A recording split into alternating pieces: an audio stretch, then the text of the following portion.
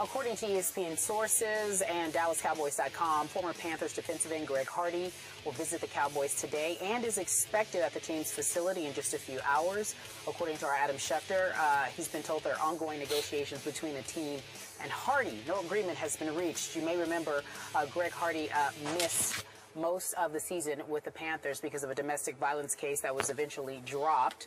He is still on the commissioner's exempt list and could still face league punishment, missing up to 6 games. Skip, your reaction? Steve and I have 2 reactions. One as a Cowboy fan and one as just a human. Obviously, as a lifelong Cowboy fan, would I love to have Greg Hardy on my team even after he had to serve potentially a 6-game suspension? Sure I would. He can really, really rush the passer. Those guys are hard to find. He proved that in Carolina, and he would be a welcome addition on the football field to my football team. Now, if I were the owner of the Dallas Cowboys, I would say no to Greg Hardy. But this is just me personally. I found his accuser's testimony during the trial that Kerry mentioned so disgusting to the point of being evil that I just couldn't stomach it. I would just say, even though he got only probation, 18 months of probation, suspended sentence, so you can say in some ways he was exonerated, I just don't think I could live with it. That's just me personally, and I'm sure there are some owners who couldn't live with it. Apparently, Jerry Jones and Stephen Jones can live with this.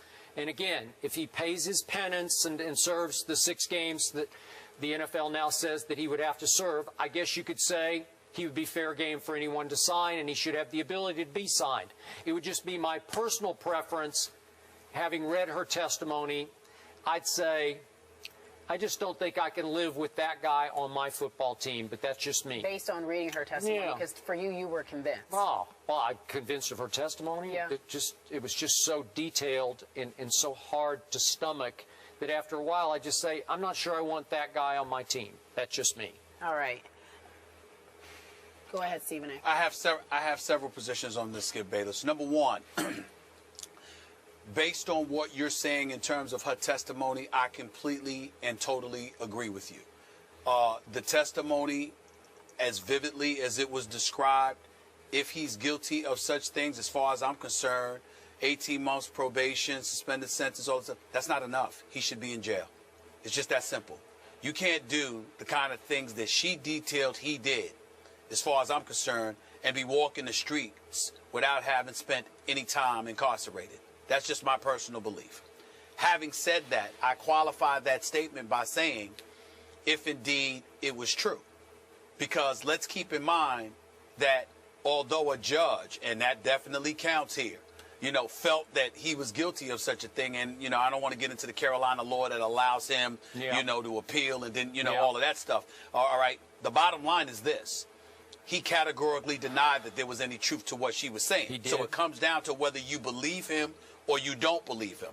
My thing is that considering his talent and what he brings to the table, and the fact that he denied it, if the testimony itself is all that you need, that's fine. To me, I'm looking at him and I'm like, did you do this? Because if you did it, I don't want any part of him. Plus, I want him in jail. But if he's categorically denying it, then do I have a problem with the Dallas Cowboys bringing him in, looking him in his face, asking these questions, conducting their own investigation? No, I do not. I don't have a problem with that because he's categorically denied that it's true. Yeah. And that's where it becomes tricky with me, because my point is that we have a whole bunch, and a vast majority, just like the National Organization for Women and others have informed us and educated about, more than 85% of these cases involve women. And a vast majority of them are absolutely positively true. And those men need to be dealt with. But there are rare occasions where those allegations and assertions are not true.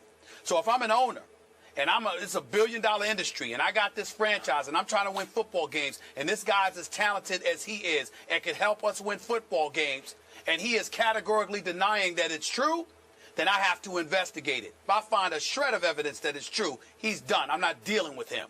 It's just that simple to me.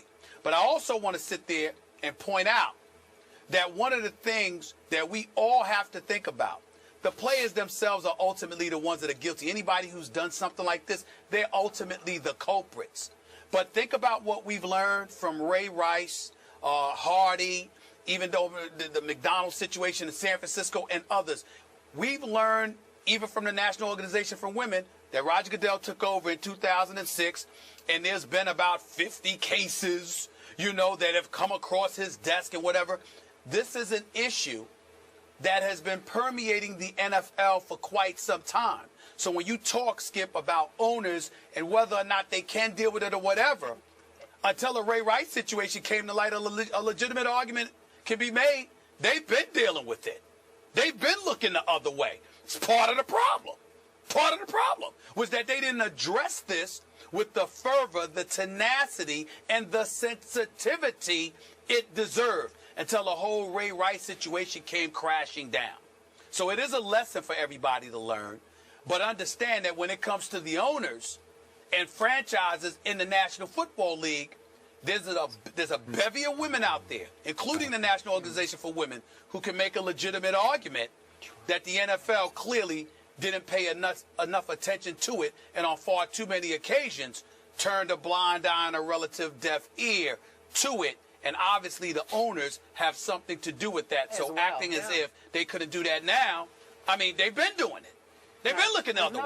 That's a very good point, Stephen A. I just want to put this in for clarification. Hardy was convicted of assault on a female and communicating threats last summer. Charges were dismissed February 9th during an appeal trial when his accuser couldn't be located to, quote-unquote, testify. Prosecutors say Hardy had reached a civil suit agreement with her. Again, all charges were dropped, so he is still on the commissioner's exempt list, and obviously that is why he's meeting with the Cowboys today. And you would not want him. It just doesn't feel right. It doesn't feel right. And I'm pretty sure some other NFL owners would say no to him. And to your point, the Raiders did.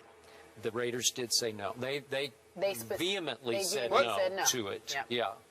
The other thing that we have to consider is that it is competition. So what happens is that your no is somebody else's yes. And if somebody is going to take a person, another owner might say, well, then why not me? Now, if nobody wants him, then it's easier to say no because we just don't want him in our league. I agree. But if somebody's going to say yes, that's where it becomes tricky because that person could end up assisting in taking you down when you could have had him. Yep.